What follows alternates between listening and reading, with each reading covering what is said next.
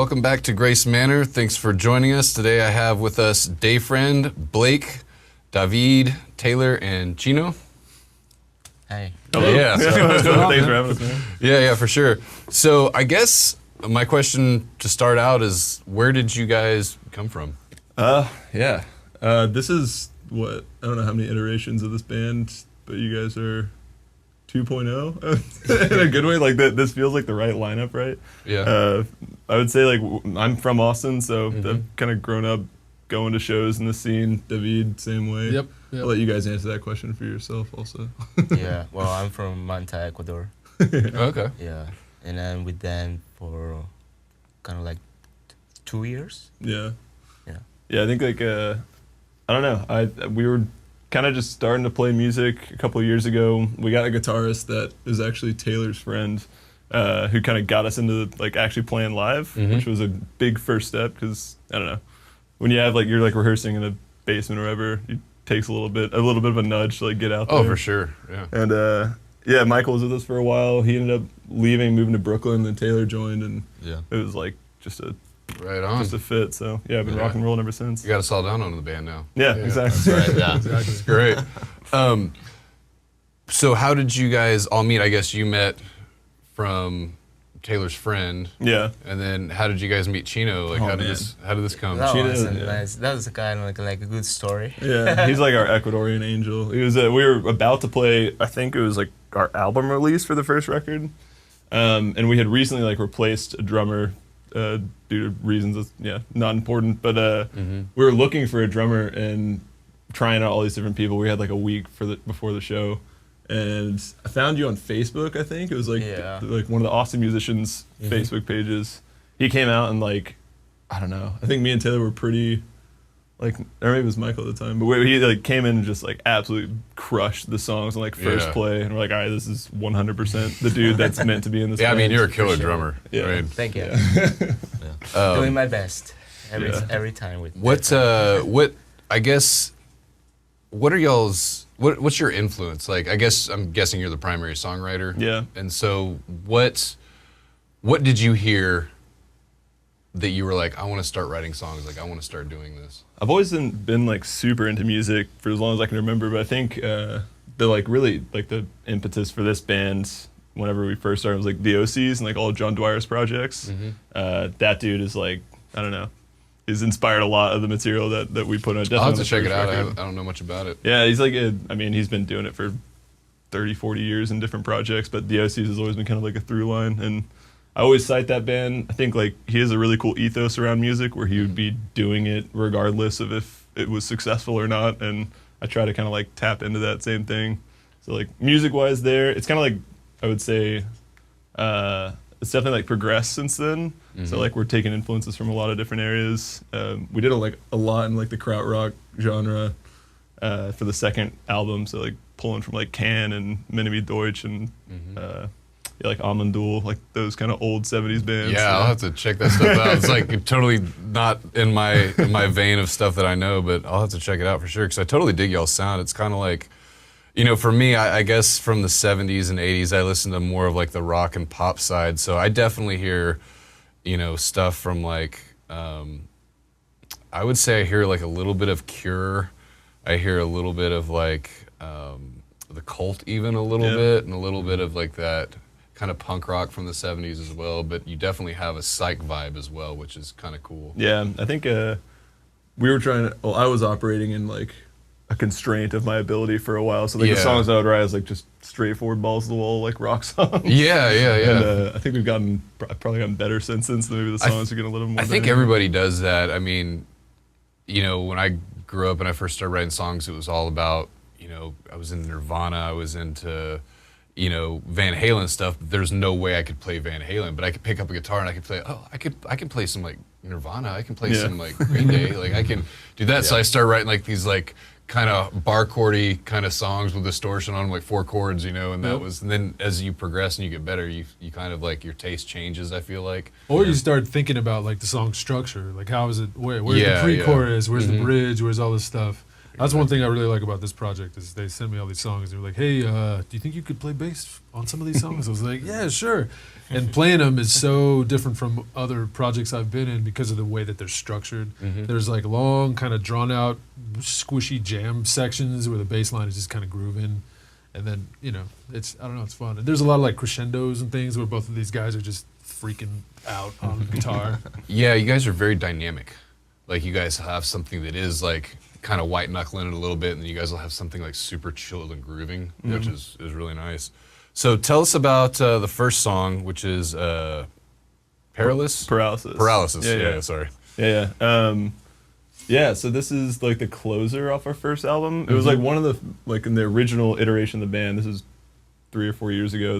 This is like one of the first ones we came together and we're like, damn, this is a good song. Like we should play this as soon as possible live. And it's kind of the cap of like this concept for the album. So it's the whole album's written as like a dream sequence. Oh, that's cool. So that it kind of follows an arc of falling into this like nightmare essentially, and then the other side of it like coming out. And this song is about like sleep paralysis, which was something like I dealt with in my early 20s and it scared the living shit out of me. Yeah. So it's a great basis for like a rock song, Yeah, that's awesome. That's cool. I like songwriters that do concept records like that, and I listen to the record, I love it. Yeah. But I'll have to listen to it again with that like in mind. Yeah, as soon as that you makes it more realize that's what's fun. going on, I started yeah. listening. I was like, oh, all of the songs are about Blake's sleeping problem. That's Well, 'cause cool. I think for me, like as a producer, engineer, also a songwriter and stuff like that, like I don't really concentrate so much on just the vocals as a whole.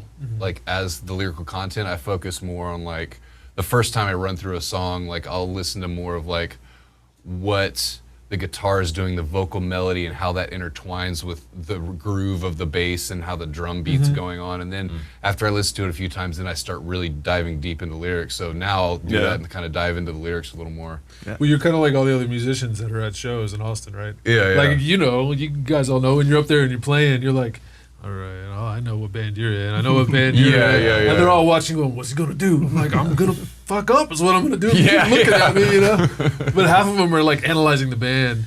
And then half of them are just grooving. Yeah, exactly. So it's hard as a musician to just groove with the song and not try and like nitpick it, but then afterwards be able to, like you said, come back. And I don't know that I necessarily nitpick stuff so much the first time through. I really try and, because I definitely did when I was younger. I would definitely be like, oh, that guitar tone's not as cool as it could be. But now I'm starting to realize that like it's not about how cool I think the guitar tone is. It's how cool that guitar tone works with what they're doing. Yeah. It's like Because I've recorded some bands and they'll come in and they'll have like I'll be like, that's not a good guitar tone. Like, the first thing in my mind's I need to fix it. But then I'll be like, now I'm like, let's let them play. Let me listen. I'll be like, you know what? That's actually better than like a guitar tone I would have thought to do because it fits better in the song. Yeah, it's all about the context. Like when you hear the tone on its own, it might sound off or weird or thin, and then when everything's going, it fits perfectly in the mix and the vibe. Yeah,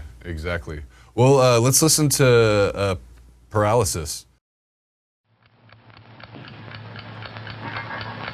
David has probably never stopped to think what a wonderful thing sleep is. In sleep, the muscles of the body are relaxed. It's the most perfect way to relax that we have. Our breathing is slower and deeper when we sleep. The body's temperature is lower. Even the heart beats more slowly, beats more slowly, beats more slowly, beats more slowly, beats more slowly, beats more slowly.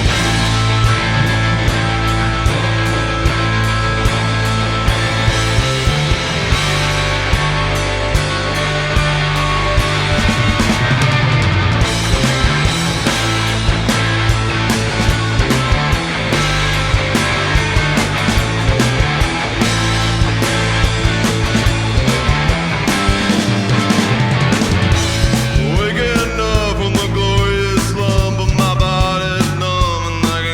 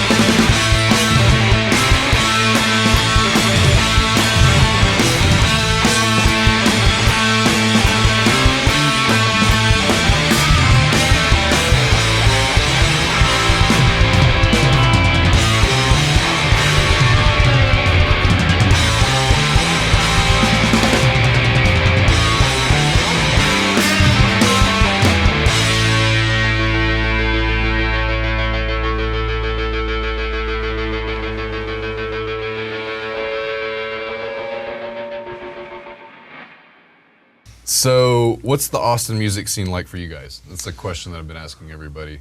Yeah. Man, it's been, I don't know. I wanted to be like a part of the community that produces music in the scene for a long time. And I've always been kind of like, before this band was like on the outside, just kind of observing and appreciating all the music that was going on. So it's like, I don't know, super special to be a part of it. I always feel like it's been a big part of like my life, be it like before this band. And now that I actually get to like work with people like David and Taylor and Chino and other bands that are active in the space, like it's, I don't know, it's awesome. There's so many good bands in this town.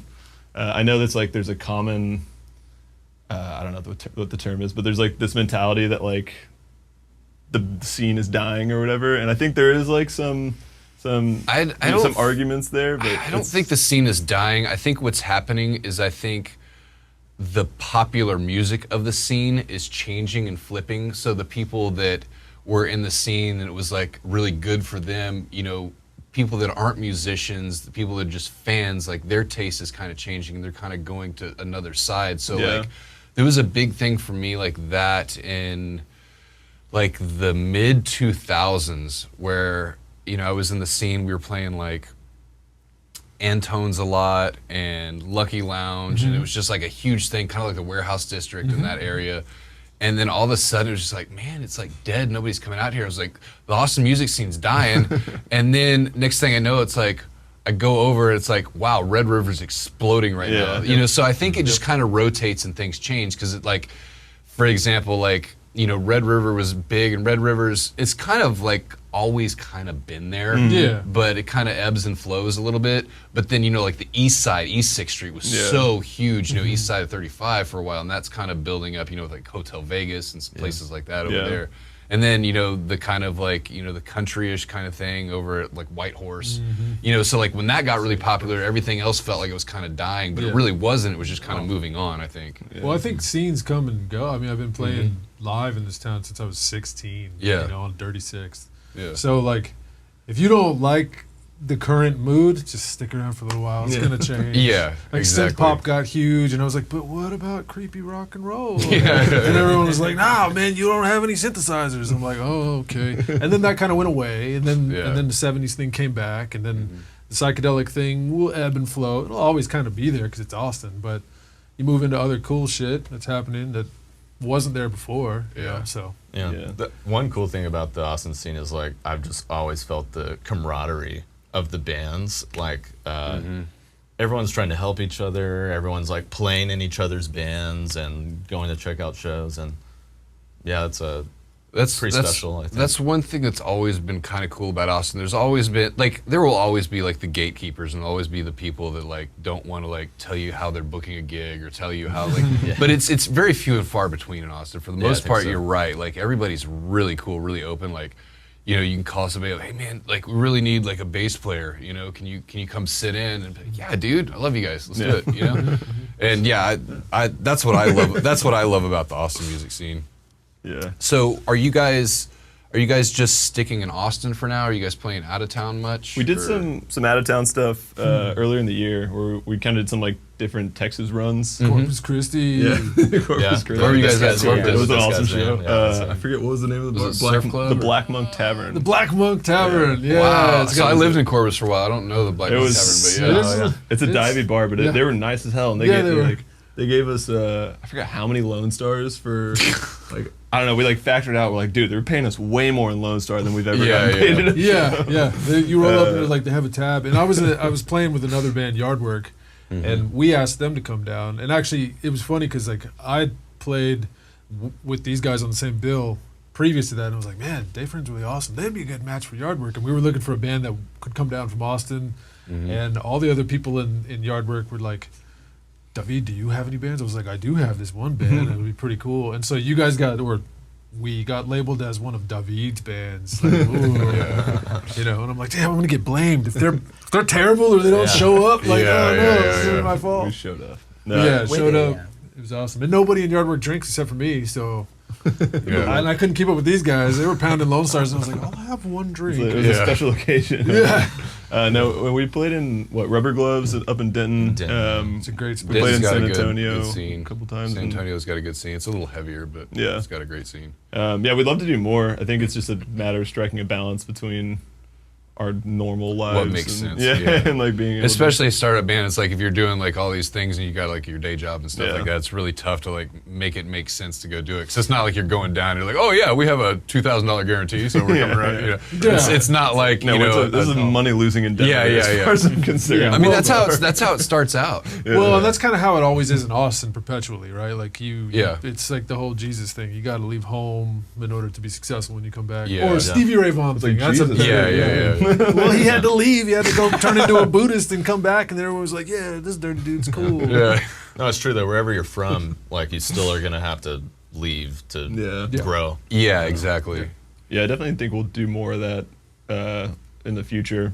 That's It's fun too, like especially as a musician. I think, you know, even though it is a money loss, like you do. It's not quite as much of a money loss as a vacation, but a lot of times it feels like a fun vacation. Yeah. So that's why I like doing it. Yeah. You know, it's like oh cool, we get to go, and it's like wow, we actually made a little bit of money. You know, they gave us a couple drinks. Like I got to do some stuff, and like I didn't spend near as much as a vacation, but as like doing something I love, playing music and like meeting new people in the scene. It is, so it is so funny to like connect the two questions. Like when you're playing in Austin versus playing in a different town, I feel like Austin just gets all the fans get so exposed to live music. Yeah. Like every single week that like the crowd, even if they're having a great time, the crowd reaction will just be different than like Pretty cross-armed, like someone enjoying the show. Like so, like they're having a good time, but you go to somewhere like Corpus Christi and just they loved it. Yeah. Well, the difference is too is, you know, a lot of people in Austin, it's like you're on stage and you flick a chord, it's gonna hit 9 guitar players from the ground. You know, And they're all better than so you. like,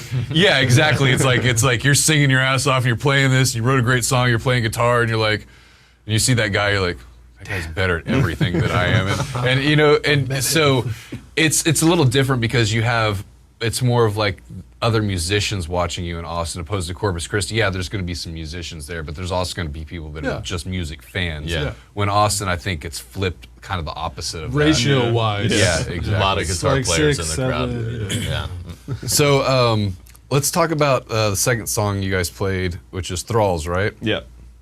And what was kind of the I guess motivation for that song? Yeah. So that whole second record, Parasitic Grifter Scum, is like the title. I think that sums it up. That's a pretty great fair. name. It was a Yeah. very political record written like right up to the election in 24. I don't know. It just came from a really like pissed off place where there was a lot of dread that I was sensing. Just like fuck, like we got to go through this again. Is that the record you guys did with Jonas? Yeah. Yeah. Jonas Wilson. He's the perfect person to do a record like that with, I think. Like he's very into that. And I like that record too, and Jonas is great. Like I don't think he's ever like I don't think I've ever heard anything that Jonas has done where I've been like, that's just kind of like everything's always pretty good. Yeah, he's got an incredible ear. Like he's got a great ear. He's got a great sensibility for production as well. Yeah. Which I like, and it's like not always in the box. It's like sometimes he'll do some really wild stuff, and you'll be like, "That's a wild idea," but then you hear it's like that's in the box. Though. Like it totally works. Yeah. Oh yeah. That song, like also, I think I saw Nosferatu, like the Roger Eggers Nosferatu. I just watched that not too long ago. The film, like the actual like cinematography of that is incredible. The first act is like one of my favorite pieces. Anyway, so like I saw that and was like, this is a great metaphor. Like like the whole like vampire like and the, like dictating the thralls to do their bidding and stuff like that. So that whole scene, it's like right when he's in the castle and he's like having to sign away like his soul basically to Nosferatu is like a blind contract with doom. It's like that's one of the lines in the song. So it's kind of like a metaphor for, you know, your average Fox News dad just being shepherded through whatever narrative they want to show. But thralls and vampires, All right, so let's listen to Thralls.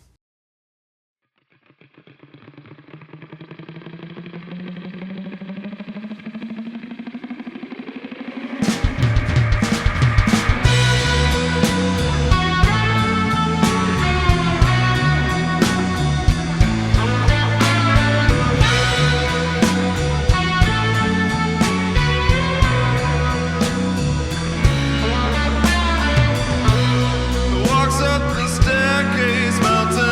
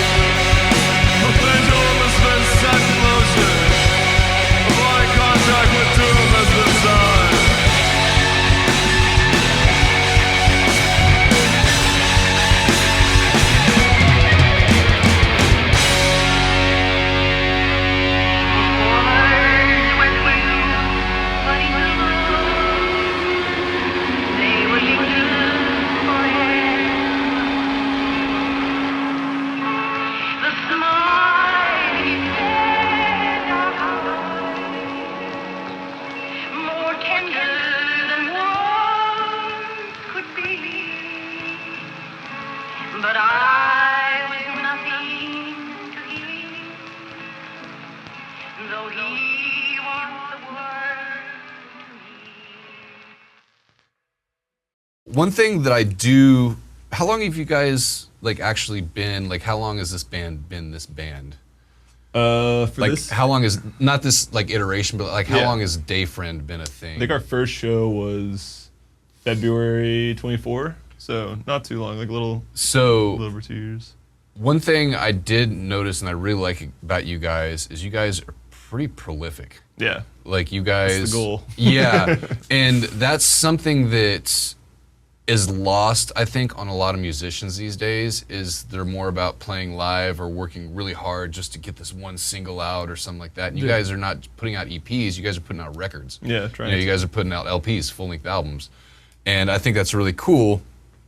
And you guys currently have 2 full-length out right now? Yeah. Correct? Mm-hmm. And then you're working on another one currently. Yeah, we got like 2 in the pipeline. One's more like imminent, and the other one is we're kind of like fleshing out the sound, but we kind of know the direction it's going to go. That's very cool. How many songs are going to be on the? Do you guys know roughly? Are they going to be full lengths? Yeah, they'll be full lengths. I think the record we're working on that's going to be released most imminently is probably 8 or 9. I try to keep it around like 8 songs. In case you want to throw it on vinyl. Yeah, exactly. And it's also any more than like 40 minutes on a record, I'm just like, wrap it up, you know? Yeah, I think it's a CD from the 90s. Yeah. Back when they were putting like the Frank Black, like Teenage Years, like 19 songs or something like it. Like, what the hell? Yeah. But I think that's a good number, and I think that also it depends a little bit on the band. Obviously, you know, like if the songs are like super quick, super catchy, and super poppy, you know, maybe like, you know, if you're putting out like a, you know, Frank Black record, you know, like Teenager of the Year or something like that, like every song you can sing along to, and they're like 2-minute songs or something like that. Yeah. Kind of like the old like Buddy Holly kind of thing as well, you know. It's like those really quick songs, a lot of songs. But if you're doing like, you know, 3, 4, 5-minute songs, and there's like a little more of like a, you know, flow to them and stuff like that, it can definitely be done. Like, I don't, like Pink Floyd, you're talking about David Gilmour and Pink Floyd, you know, one of the best guitar melody gods in the world, you know, that has done that thing. And it's like, I love Dark Side of the Moon. I freaking love that album. Yeah. But if that album was 2 hours long, there's no way I could go start to finish. Like, there's no way. Or if it was like, you know, even an hour and a half, you know, if you think of, you know, those super long records, there's no way. Yeah. I mean, that record, like, I don't know. It doesn't waste any time. It doesn't stay too long. No, it doesn't. It's perfect. You know, but what is it, like 38 minutes? Maybe? Yeah, something like that. They take you so far out. I know, but you feel like take you to the dark side of the moon. Yeah, they take you.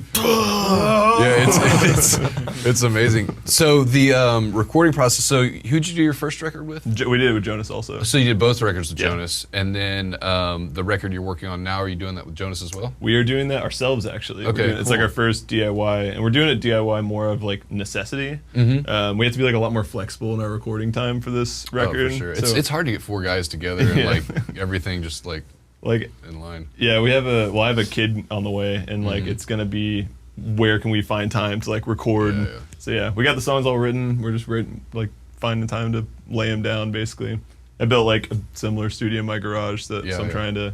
Similar in that it's like this. Similar in that it has 4 walls and a ceiling. Yeah, I mean, it honestly, it doesn't matter. Like, if you listen to like, there's a lot of great records. It's like not treated rooms, and you throw up mics and it just sounds good. You know, sometimes it has a vibe, and a lot of times like it's not necessarily by people that are incredible recording engineers. They just, you know, just magic happens like that sometimes. Like I remember some of my favorite recordings were like, when I was a kid living with my dad's house, and like in the garage just throwing up a couple like SM58s and like having the PA system going and actually singing through the PA system and recording through the PA system. And I was like, the vibe sounded so good. And then like, you know, the drums that we like would cut in there and be like, this sounds cool. On like a 4-track Porta Studio Tascam. So that's exactly what I had. That's exactly what I had. And then you go to try to record it. You go to a nice studio and do it, and there's no vibe. You're like, they're just playing. I like the vibe of when we. But then the Cleaners from Venus. Then there's also like the demo-itis that people get too. Sure, where it's like they're locked in this demo, like, man, it just sounds so good, and you're like, I've had people do that before, and I'm like, you're right. Like, this does sound incredible. We got to try and figure out how to recreate that, or we're just going to straight pull a bunch of tracks from this demo. Yeah. And then I've heard people do it. I'm like, dude, this sounds terrible. Like, You just heard this but you know, 150 like how times, this like fizz and click happens right here is like, yeah, but it happens to the whole song, dude. Like, it'd be cool if it was like a couple times, but like, It's just, but I think that's cool. And then the other record that you guys, so you're currently working on 2 records, and you're doing it the same kind of way. No. So the other one we're working on, it's a bit further away, but we've gotten some songs written for it. I really wanted to go like the opposite direction and work like in a big room or like somewhere that we think is gonna have some like cool natural reverb, and just go like ham and like record it all more or less live and like try and get that like live band feel kind of bleeding into Like each the other. STP kind of thing. Yeah, Like yeah. They did that. And it's kind of like one long It's song type. it's funny because it's like it's gonna be well, I don't want to like spoil it, but like this next record we're working on is like a lot more like song driven as opposed to our previous records, which have been more narrative through lines. There is kind of a theme to it, but it's going to be more like, I feel like, approachable songs than some of the other like heavier stuff we've written. Whereas like, well, this other record that we're working on later It'll is probably gonna be heavier. back to our It'll be roots. Like in the other, yeah. Magnum opus. I do like the concept album thing, and I Yeah. do like how you guys kind of do that. Yeah. It's fun because, you know, when I have bands come in, or if I just see a new band and I listen to the album or something like that, like, it was kind of cool because I was in here. When I listened to the first record, I was in here, and I just put it on while I was like cleaning up and you know, getting ready for another session or something like that. And it kind of like took me on a journey. I was like, this is like, I don't feel like I want to skip a song. You know, I'm not like, you know, when is this over? I was like, cool. When it was done, I was like, I want to hear the next one. Yeah. And so I went in my studio room and I just like, you know, grabbed a drink and just listened to it. I was like, this is cool. Like, Nice, man. I think also like, for me at least, like when you're writing songs, like it helps so much to put it into like a universe or to like have some sort of through line that just connects everything, because sometimes you just run out of ideas, you know. Like I can only live so much life so quickly and like pull from different areas. So if you have stuff that you can like call upon, like the second record we're working on is really a backstory to a song that we've already written, but it gives you that like context to build from that helps so much in like building an album. that's super cool. I love when bands do that. So your latest single that you just released was Streetlight? Yeah. Correct? And tell me about that one. What's to tell? Let's see. We kind of like we're switching up the vibe a little bit, I would say, and it's like the songs that we're gonna be working on for this next record are similar in vibe, I would say. So more, like I said, like more traditional verse chorus. The actual song itself is more autobiographical than some of the other stuff we've written. Like, I think it's really written about like someone getting older in the scene and like not having the ability to go to whatever show they want to go to, and like having to like balance these two inputs into their lives that, you know. And yeah, it's as with like any Day Friend song, and there's like a dark turn or dark narrative kind of throughout it. But yeah, it's written about someone, but you know, it's autobiographical in nature. Yeah, that just, you know, that could be just the songwriter you are, which, I mean, there's a lot of songwriters that are like that. You know, there's the songwriters that write, you know, super happy stuff, super dark stuff. There's people that, you know, write the twisty stuff, the kind of like stuff that makes you think, the stuff that you can't even, that's so abstract you can't even understand what it is until they talk about it in an interview. You know? Yeah, and then they might be wrong about their own song. Yeah, I've totally been wrong about my own songs. Yeah. That's Sometimes alright, you need though, that time and separation. That you know, you're writing it, you're in the moment, and then you look back like, oh wow, that was about something that I didn't. Yeah, that was like totally like the iceberg under the water. You know, like I was just like, it just like came out part of the subconscious or whatever, but like I thought it was about something, but it totally had a different meaning. Yeah, and it might have another meaning in the future. Exactly, like, and songs can change meanings songs to you over as well. All right, well, let's listen to Streetlight. Yeah.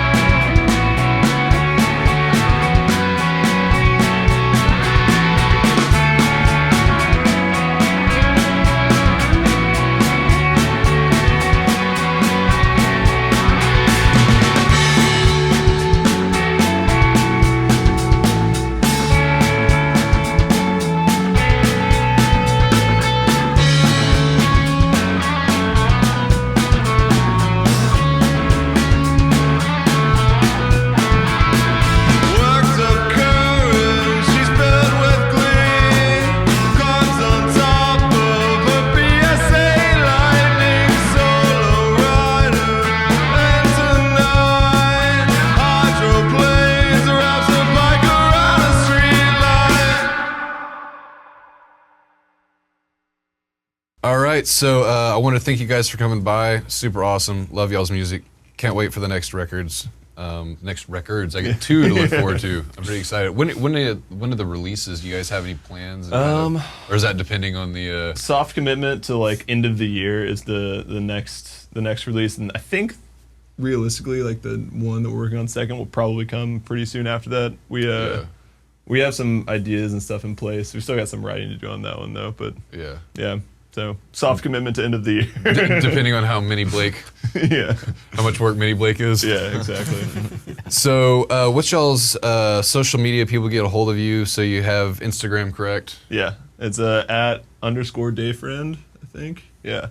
I'll be sure and put it like in the link and stuff like that. I mean, in the link in the.